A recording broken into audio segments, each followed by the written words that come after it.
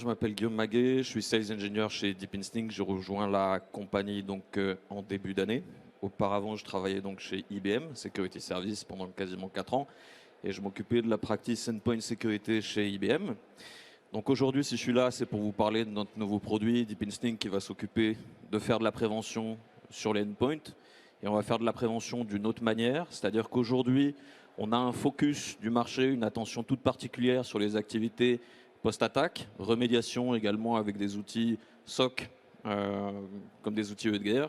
Nous, on va revenir un petit peu au fondamental, on va faire de la prévention, et pour faire de la prévention, on va y aller avec une nouvelle technique, le deep learning. Donc aujourd'hui, on est la seule entreprise qui va proposer d'appliquer des algorithmes de deep learning pour la prévention et la sécurisation des endpoints. Donc par rapport à ça, ce que je vais faire, c'est que je vais commencer par une petite démonstration. Je vais commencer par la fin.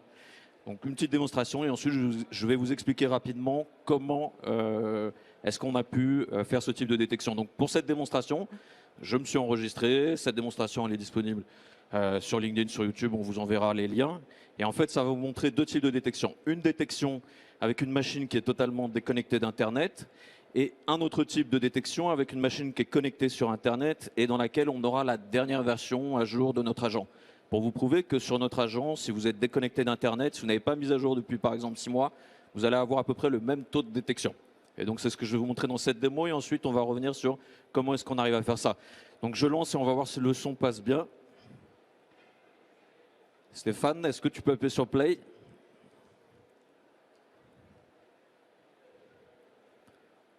Est-ce que tu peux monter le son?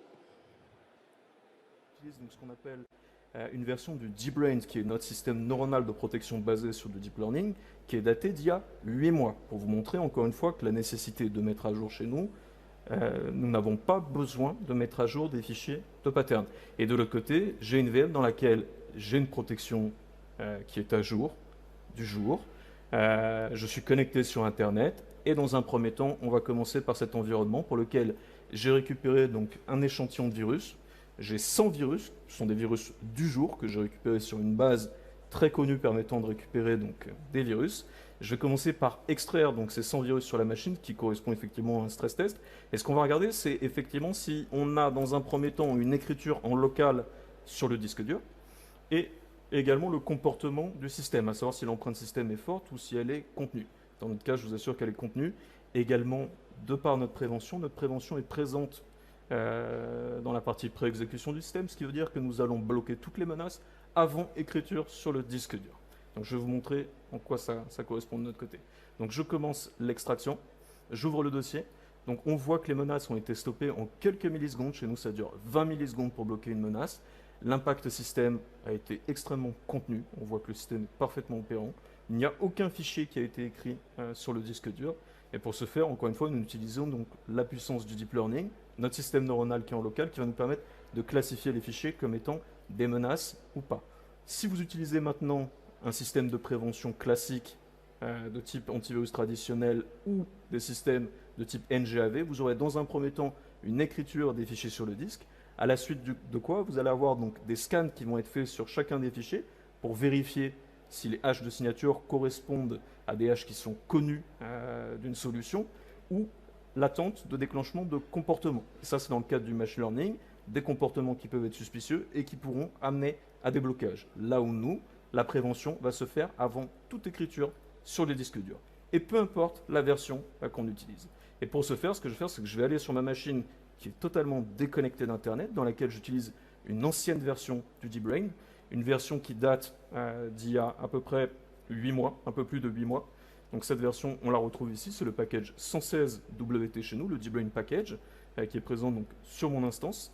Et ce qu'on va voir effectivement, c'est que la prévention sera exactement la même. Et c'est là où c'est très intéressant, parce qu'on peut s'affranchir, on peut faire fi de tous ces systèmes de mise à jour de pattern. Donc je commence comme avec l'autre instance, on fait la même extraction.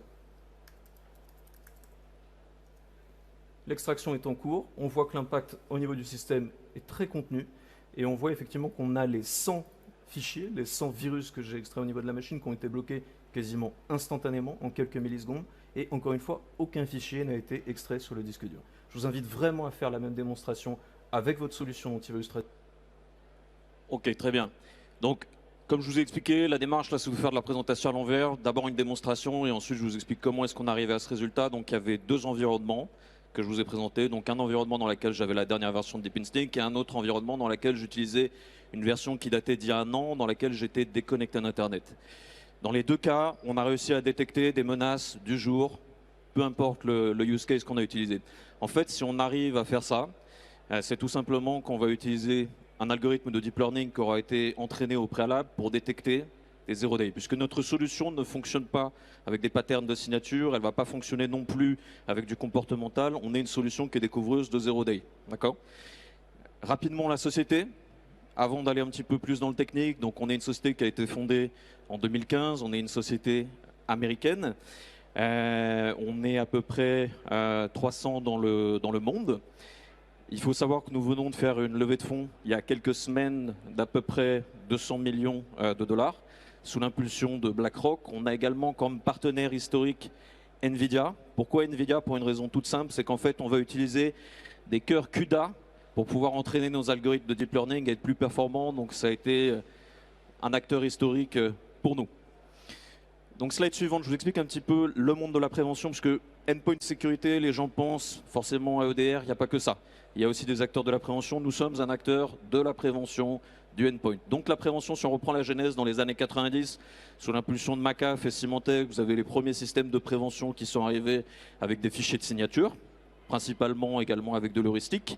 On a eu dans les années 2000, majoritairement sous l'impulsion de nos amis de Trend Micro, du comportemental avec les premiers modèles de machine learning qui sont arrivés.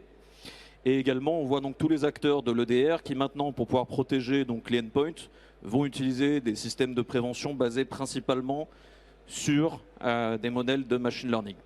Maintenant, la problématique qu'on va avoir avec ces modèles de machine learning et de patterns, c'est qu'ils commencent à dater d'il y a 20 ans. On a de plus en plus de menaces. Maintenant, on en a des millions et des millions de nouvelles menaces chaque jour. Donc, on considère que cette approche-là est obsolète. Et c'est pour ça que depuis 2015, on est arrivé avec une nouvelle approche qui est une approche de deep learning. Il faut savoir que le deep learning, aujourd'hui, on n'est pas les seuls à utiliser le deep learning. Vous l'utilisez tous les jours si vous utilisez Siri, si vous utilisez Google Translate. Pour les gens qui ont une Tesla, l'autopilote est entraîné avec des modèles de deep learning. Et nous, de notre côté, on va entraîner notre algorithme donc, avec du deep learning. Alors, une des différences majeures du deep learning et du machine learning, c'est extrêmement important que je vous parle un peu de cette slide, parce que machine learning, c'est utilisé aujourd'hui par toutes les solutions de prévention. Vous allez au FIC, vous allez dans tous les stands, vous allez voir tous les camarades qui font de la prévention, ils sont tous basés sur des modèles de machine learning. Parce que l'intelligence artificielle a tendance à être un terme fourre-tout. Les gens se disent « Ah, on fait de l'intelligence artificielle, mais ça veut dire tout et n'importe quoi ». Vous ouvrez un solitaire sur votre machine, vous jouez à un jeu vidéo, il y a de l'intelligence artificielle. Nous, on est sur autre chose. On est sur une intelligence qui est autonome. On a eu 3 ans de développement pur.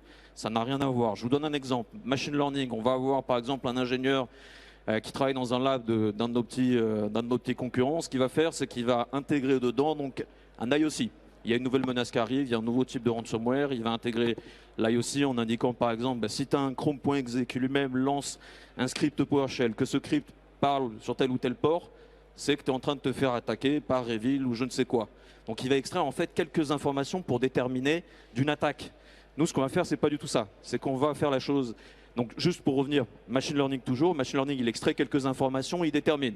Donc il prend par exemple dans le cadre de reconnaissance faciale, taille des oreilles, taille des yeux, il calcule, il a des poids, etc. sur chacun des éléments qui lui ont été indiqués, il a un résultat en pourcentage. Appliqué à la cybersécurité, c'est exactement la même chose. On prend le Chrome.exe, etc. et on sait qu'à peu près 60-80%, on a une menace problématique, beaucoup de faux positifs et également très facile de contourner. Et c'est ce qu'on voit, il y a beaucoup d'entreprises qui se font contourner par rapport à ça. Nous, le deep learning, comment est-ce qu'on va faire ça? C'est très simple. Exactement comme un cerveau humain, on va regarder l'image en entier, on va regarder la totalité des pixels qui sont présents dans le code d'une image. Donc pour nous, appliquer à la cybersécurité, on va regarder dans tout ce qui se trouve dans des fichiers, également dans du fileless. C'est ce qu'on va faire. La petite problématique qu'on va avoir, c'est que cet algorithme de deep learning, il faut bien garder à l'esprit qu'une fois qu'il a été développé chez nous, le développement lui-même, donc c'est fait par des mathématiciens. On a une équipe d'une vingtaine de mathématiciens qui œuvrent à le développer. Après, c'est un petit peu comme un cerveau d'enfant. C'est-à-dire que, exactement comme un cerveau d'enfant, il ne sait rien. Donc on a ce qu'on appelle une phase d'apprentissage supervisé.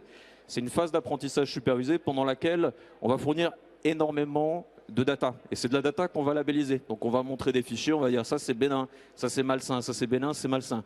La phase d'entraînement supervisée chez nous, elle a duré 3 ans, la phase initiale d'entraînement. Donc c'est pour vous montrer, on a fourni à peu près 5 milliards de data. On a fourni également des malwares qui étaient mutés, des malwares qui étaient faits maison. Pourquoi est-ce qu'on faisait ça? On fournissait des malwares mutés et faits maison pour que notre algorithme de deep learning soit en capacité de découvrir des nouvelles menaces inconnues. Parce qu'on fonctionne en 0D, on ne fonctionne pas avec des patterns de signature, pas des bases IOC, des bases IOA. Donc ce qu'on va voir en fait, c'est que nos clients vont nous dire, mais attendez, je ne comprends pas, il y a une nouvelle attaque qui est arrivée, comment vous faites pour intégrer l'IOC? On n'est pas dans un modèle de fonctionnement avec IOC. On est sur un modèle avec Deep Learning, le Deep Brain, même si on a un algorithme qui date de 2017 qui est injecté dans un de nos agents, il sera en capacité de détecter même une menace d'aujourd'hui. Parce qu'on lui a appris à détecter les fondamentaux d'une attaque. Qu'est-ce qu'une attaque fondamentalement elle va faire? Elle va vouloir faire du mal à un système, elle va approcher des choses comme ça. C'est ça qu'on lui a appris. Donc on fait régulièrement des petites mises à jour, une fois tous les 6 mois, mais pour nous c'est suffisant. C'est-à-dire que si vous avez effectivement une utilisation dans laquelle vous ne faites pas de mise à jour pendant 1 an, vous êtes totalement déconnecté d'Internet, vous continuerez à être parfaitement protégé par notre agent. Et ça c'est un vrai différenciateur. C'est le premier point, c'est la première force. La deuxième force qu'on va avoir, c'est le support de type de fichier. C'est-à-dire que tous les modèles de machine learning, encore une fois, tous nos petits camarades qui sont présents ici, quand ils font de la détection, ils vont faire de la détection sur des fichiers PDF, des documents weaponisés, ils vont le faire avec des hashes de signature. Si maintenant c'est un hash de signature qui a été créé par un nouvel attaquant pour pouvoir s'en prendre dans votre organisation, ce qui va se passer, c'est qu'ils vont créer ce nouveau hash, ça ne va pas être détecté, et les acteurs qui sont présents là vont dire, c'est pas grave, de toute façon l'EDR va le récupérer et va lancer une alerte et on va passer en rémédiation. La problématique qu'on va avoir avec ça, c'est qu'on va passer en mode post-mortem. Et entre-temps, il y aura déjà eu des dégâts et il faudra remettre les machines correctement sur pattes. Nous, on veut éviter ça. C'est pour ça qu'on remet la prévention au centre du débat, que notre algorithme de deep learning a été entraîné pour pouvoir interagir pas seulement avec des exécutables, mais également avec des fichiers Office, des images, des macros, des PDF, etc. Toutes sortes de fichiers. On est les seuls à pouvoir faire du comportemental sur tout type de fichier et en mode 0D. Encore une fois, on ne fonctionne pas avec des patterns de signature. Tout ce qui est découvert par Deep Instinct sur une machine, c'est fait sans pattern de signature. La troisième force qui est très importante, c'est la partie pré-exécution. Notre système de prévention est installé dans les couches hautes du système. Au niveau du kernel, on est dans le cache. On a le petit agent qui est installé sous forme d'un pilote et à chaque fois, par exemple, qu'un fichier va vouloir s'exécuter, il va passer donc dans un driver en fait de Deep Instinct qui va pouvoir déterminer en 20 millisecondes s'il a affaire à quelque chose de sain ou de malsain. C'est-à-dire qu'il n'y aura jamais aucune écriture sur les disques durs pour ensuite faire des scans de comparaison et vérifier si on a une pattern ou une attaque de type fileless qui pourrait s'exécuter. Nous, c'est bien avant toute écriture. Donc, comme je l'ai montré dans la démo, on avait fait une extraction de 100 virus du jour. Les 100 virus du jour, il n'y en a aucun qui s'écrivent sur la machine. Vous pouvez regarder avec tous nos petits partenaires, on va dire, qui sont présents là sur le salon. Vous faites une extraction de 100 virus quand vous rentrez là dans vos labs. Vous faites une extraction de 100 virus ou 10 virus sur vos machines. Vous verrez qu'ils ne seront pas bloqués instantanément. Il y aura d'abord une écriture, ensuite l'antivirus se mettra en route, va bloquer plus ou moins rapidement, certains en 100 millisecondes, d'autres en 2 minutes, 3 minutes et d'autres peut-être parfois en 1 heure. Nous, c'est avant toute écriture, c'est une grande force de la solution. Et ça, c'est parce que le deep learning est très rapide et il va nous permettre de pouvoir faire ça. L'autre force qui est très importante, c'est l'empreinte système. L'empreinte système chez nous est extrêmement faible. Elle est très faible pour une raison simple, c'est qu'on ne fait pas de scan de comparaison entre une pattern de signature et une base de signature qui est présente en local dans la machine, où on ne va pas appeler des bases IOC ou des bases IOA qui peuvent être connectées sur Internet. Okay, donc, ce qui fait qu'on ne va pas toucher fondamentalement le CPU pour ça.